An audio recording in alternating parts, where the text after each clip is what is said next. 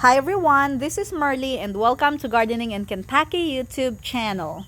In today's video, I will talk about how to fill your raised bed garden for cheap or free. This year, we created 6 raised garden beds. Initially, we thought that we needed to buy all of the soil to put in my raised bed. But then we realized that it gets too expensive if we buy bags of garden soil or topsoil. After some research, I learned that I did not have to spend a fortune in order to fill my 6 raised garden beds. So in this video, I would like to share with you the 3 ways that I used in order to fill my raised garden beds for cheap or free. The first method of filling my raised bed garden is totally free. It involves a lot of work, but in the end, I did not have to spend a penny. All I did was to dig up around the raised bed. I took the topsoil and put them inside my raised bed. I did not mind the amount of work that I did. After all, who does not want to save some money? So in this video that I'm showing you right now, I am almost done filling my first raised bed. And all of this dirt came from around this first raised bed. As I've said, this method is just a matter of digging around the raised bed. You don't have to dig so deep. I was just taking the top of the soil and putting them inside the raised bed. And see that? That looks so pretty. And as you can see, the garden soil looks so healthy.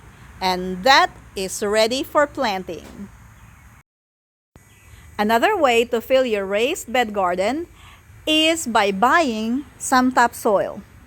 I am not talking about the topsoil in bags that you can buy from the big box stores or from the nursery. I am talking about those places where you can get loads, or in here they call it scoops of topsoil. I searched through Facebook Marketplace and I found 2 places where I can get the topsoil. One of these places is an established nursery, and they are selling some landscaping supplies. Now this place is selling 1 scoop of topsoil for $25. And I said to myself, oh, this is a good deal. The picture was so nice. They said that it's good for either potting or for gardening. And so I sent my husband to their place to buy some topsoil. It was my very first time to buy some topsoil, and I was expecting to get that same thing that I saw in the picture that they posted on Facebook Marketplace. But no. It was never the same as the picture. When the topsoil arrived, I was so surprised because it was not the same color as the picture. It was light brown. It was clay, and it was full of weeds, roots, and other materials that you don't want in your garden. I would still say that this is a cheap way to fill your raised bed garden. Like literally cheap, because nothing will grow on that soil that I got. Literally, this soil that we bought was just so tough. I mean, so super duper tough, but there's nothing we can do about it. We were gonna buy some more. I mean, that was the original plan, because I mean, it's hard on the back to like dig around the raised beds to fill the raised bed, but oh boy, it's just not gonna work. I am not saying that all the places who are selling topsoil are doing this. I mean, it's probably a good quality for them, but not for a backyard gardener like me. So, well, anyway, what I'm trying to say is that before you buy your topsoil from anyone who's selling it online or wherever you want to get your topsoil from, it's a good idea to go and check, especially if you are sending someone to get it for you. I don't want to discourage you from buying your topsoil from these places because I do have some friends who were able to get some good quality topsoil from this kind of places. It's not just the same place where I got my topsoil from. You might be wondering how cheap is the cheap that I am talking about. Well, we paid $25 for one scoop, which can fill 2 raised beds.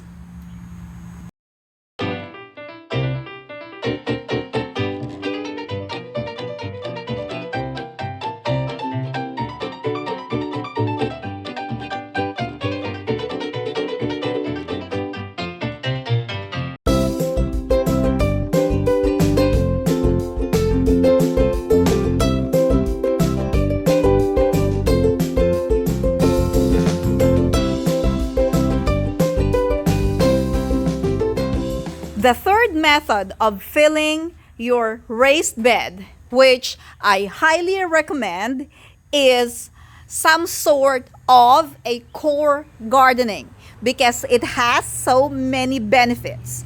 Aside from it is entirely free. So what you do is you dig up a trench in the middle of your raised bed garden, and then you put some sticks, pieces of wood, organic materials. You can put some leaves, you can put some grass clippings, you can put some straw, you can put some compost or any other organic materials in the trench of your raised bed garden. So here I'm showing you the materials that I used. I don't have all of those materials that I mentioned, but if you have all of them, you can go ahead and put all of those materials in the trench in your raised bed garden. Now, after you put the materials in your raised bed, you will have to cover it up with the dirt. So you can just use your shovel and then you get the topsoil from around your raised bed and use that to cover all of the organic materials inside the raised bed. This method is called core gardening, which is a little bit similar to hugelkultur, but it's not really exactly the same because in hugelkultur you will have to make a mound, but here you just have to cover everything, so it's like flat whenever you're done making your raised bed. One of the benefits of this method of gardening is that these organic materials will hold on to the moisture so that you don't have to water your plants very often. Also, over time, these materials will decompose and will provide nutrients for your plants. When you're building your garden this way, make sure that you put the bigger pieces of wood or the bigger materials in the bottom, and then it gets smaller and smaller as you get to the top. So if you have some grass clippings, you can go ahead and put that on the very top of the pile of organic materials in the trench of your raised bed garden. After you have covered all of the organic materials with the dirt that you got from around your raised bed, you will have to make sure that you mix up all of the soil. You need to have a good amount of dirt above the surface of the pieces of wood and the grass clippings and etc. As you can see in here, I am almost done covering the wood with the dirt that I got from around my raised bed. After prepping my raised bed garden, I amended it with some 444 organic fertilizer and I planted some beautiful pepper seedlings. If you enjoyed this video, give us a thumbs up and subscribe if you haven't already. Thank you for watching and happy gardening. Bye-bye!